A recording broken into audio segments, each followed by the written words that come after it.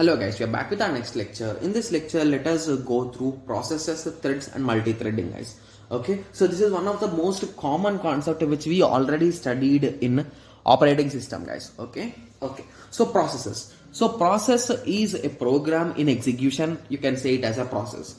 A thread is a part of a process or is the smallest part of a process guys. So a lightweight process, a thread is a part of execution which is a process. Okay, so it is a part of a process. Okay, a process executes its own piece of code independently from other threads. Okay, a thread maintains only the minimum information to allow a CPU to be shared by several threads. Okay, so the main contribution of a thread in a distributed system is that they allow clients and servers to construct such that the communication and local processing can overlap, resulting in a high level of performance. Okay, so basically this whole concept is saying that, so assume that there is a particular process. This particular process will be divided into multiple threads, and these multiple threads might be independent of each other, and they can run on their own parallelly guys, because there is no dependency in between them. Yes, so that is the reason why we are talking about threads in distributed system. And once we are discussing about multi-threading, I'll be discussing one more application, real-time application guys.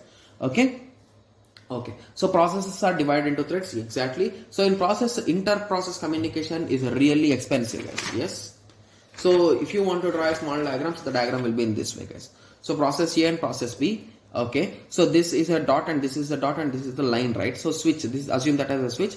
So it is a switch from user space to kernel space. Okay, so it is nothing but the mediator between the path between the process 1 and process 2, and this is the switch between the kernel and the space. So basically here we are assuming one as the process and one as the kernel. So basically here we are giving the access to him. Okay, yes. So in a threads, so inter-process communication is cheap and there is no security. So this is the drawback of threads guys. So in process we are having security and it is a bit costly.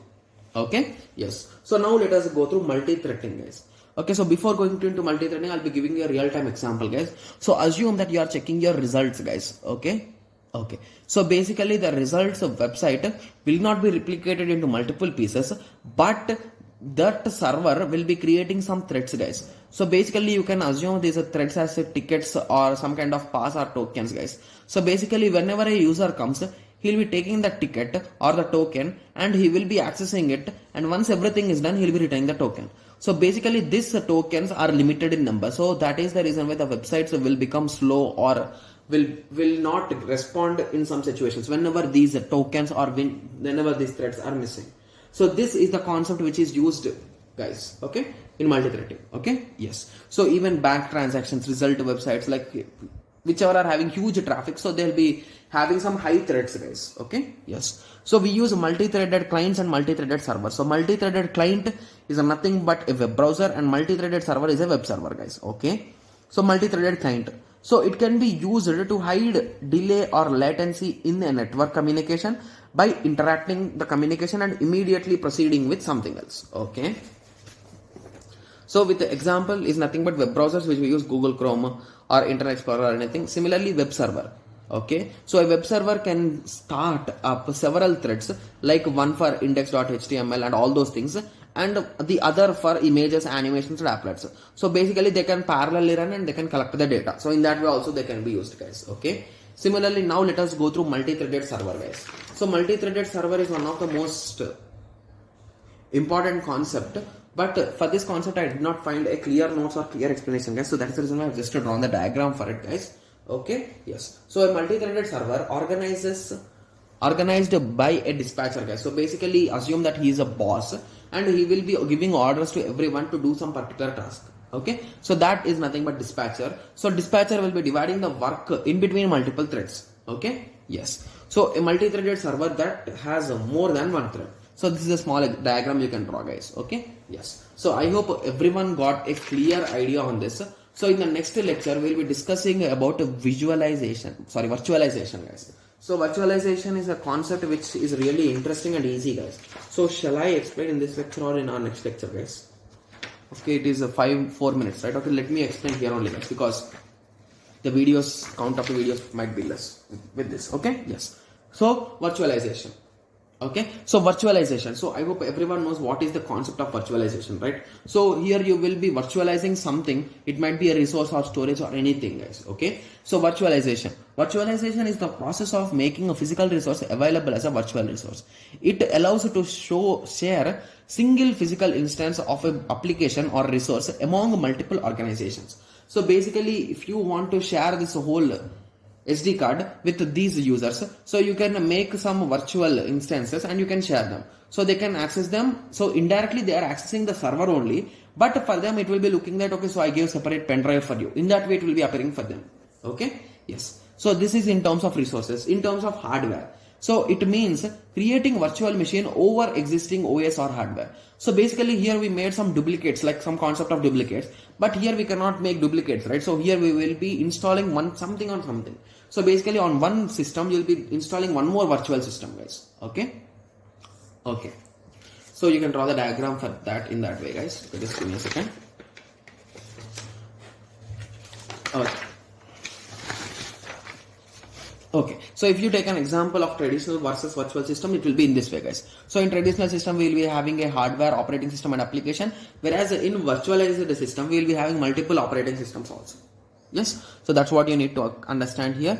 Okay, so the major advantages of virtualization is nothing but these are more flexible, efficiency and low cost, and cost as per the usage. So basically in the examples you can write about AWS, guys. So we discussed about Amazon Web Services in one of our lectures, so you can write about that. Okay, and it enables running multiple OSs. So here you can use Mac, and here you can use Windows, or you can use Linux. You can use multiple operating systems. Okay, yes. So we are having multiple types also, guys. So the types, the first type is nothing but application virtualization. So from the names only you can say.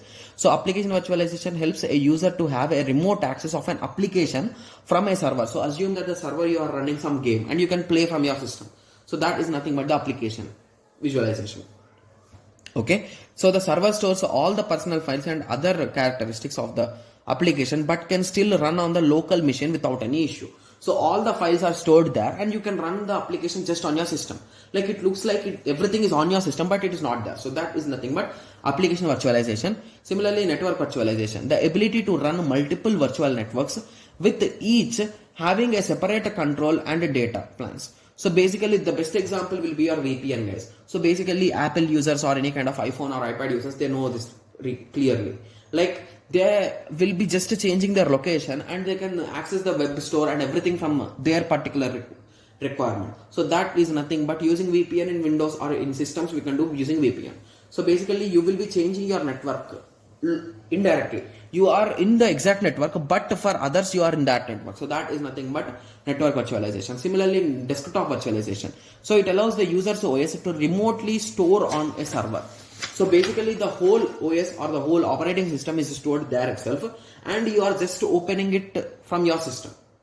So this might sound funny, but that is also possible, guys. So that is nothing but the desktop virtualization. Similarly, storage virtualization. So this is nothing but a cloud providers and all those things. So it is an array of servers that are managed by a virtual storage system. We don't know exactly where data is there, but we can read it and we can operate it. So basically, if I say that I uploaded the file in OneDrive, you can all access it, I told you. So you will be just accessing it, but you will not be asking that where it is located, where is the file. Even I don't know. It might be in Singapore, it might be in Hyderabad, it might be in India, it might be in US also. So we cannot say where exactly the files are stored, in which server, in which location, and everything. Okay, so those kind of things cannot be answered. Okay, so I hope everyone got a clear idea about virtualization. And we also discussed about multi-threading and threads and processes concept. So in the next lecture, we will be discussing some introduction about client, guys. So basically who is a client and how the interaction will be done with others. Okay. So let us meet in the next lecture. Thank you. Thanks for watching.